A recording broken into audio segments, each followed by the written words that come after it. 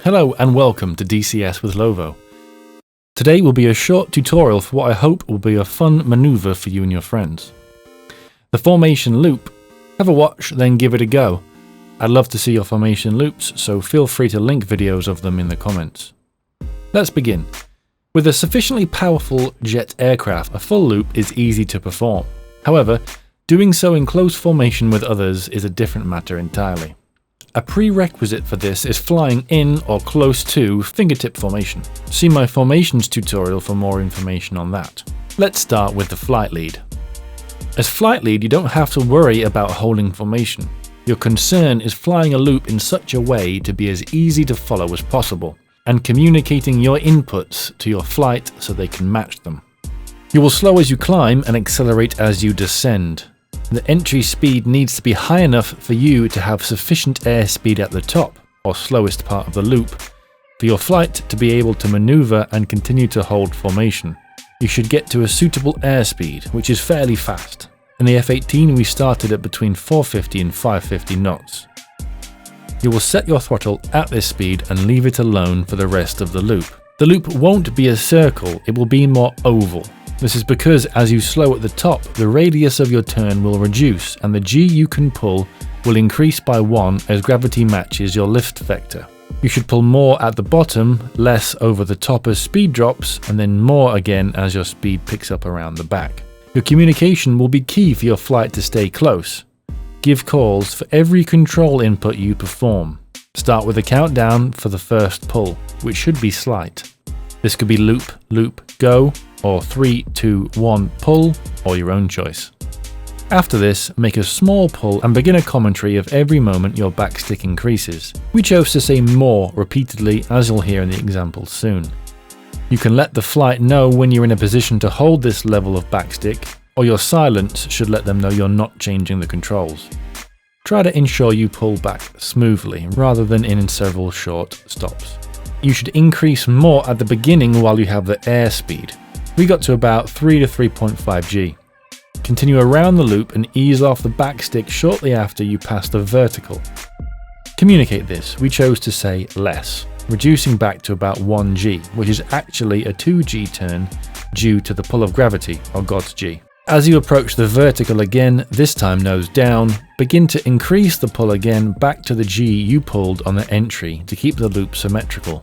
Take care to pull enough not to ground strike. Once again, communicate your reduction of backstick as you approach the horizon. Try a few, and once you've found a way that works for you, try to be as consistent as you can so that your flight can learn how you lead the loop and better stay in formation.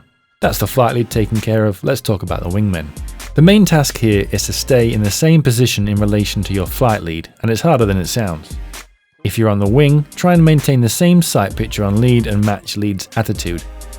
Mimic lead's control inputs as they say them, but you will naturally be slightly off.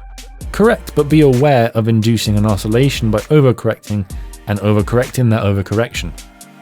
This can be compounded by the fact that lead may be increasing or decreasing their pull during this. If you overpull during a time lead is increasing the pull, it may be better to hold your current stick position and wait for lead to pull back to you. Your throttle will push you forward and drag you back, and roll will bring you laterally in and out the same way as in level flight. If you have to make large corrections, bear in mind the increase in AOA will slow you, so compensate with throttle. If you are in the slot behind lead, things are a little harder as your sight picture won't be one you're used to. Also, you'll be slightly stepped down from lead, meaning your turning circle will be slightly greater. If you have wake turbulence set to on, you will run into that if you overpull and cross lead's flight path. Needless to say, this will all be easier with wake turbulence turned off, but equally, the greater challenge can be fun. There you have it. Stick around for my examples. If you give it a go, feel free to link a video in the comments. I'd love to check them out. Thanks for watching. DCS with Lovo. Yeah, I do enjoy the stories, but okay, we're gonna start pulling up. Group, are you ready? 2.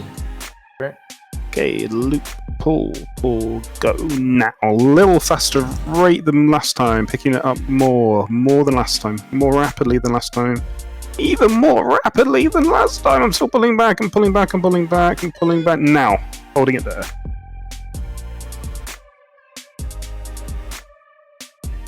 Okay, as we go over the top, I'm getting ready to push forward, pushing forward. Now easing it off. Easing it. Are we? I'm not. Easing it off. Easing it off. Easing it off. Holding it there. Stand by for the pull. Pulling 3, 2, 1. Here comes the pull. And a little more. A little more. Go quite fast. A little more. A little more again. Holding it there. Getting ready to ease it off again. Easing it off now. And a little less. A little less. A little less again. A little less.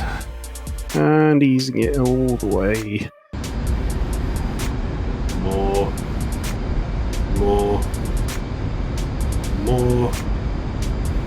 More. More. More.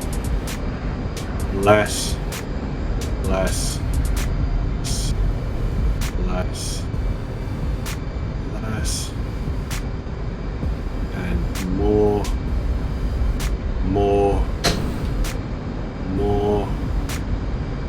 More. More. Altitude. Okay, less. Altitude. Less. Less. Less. And level. Okay, that wasn't too bad. Yeah.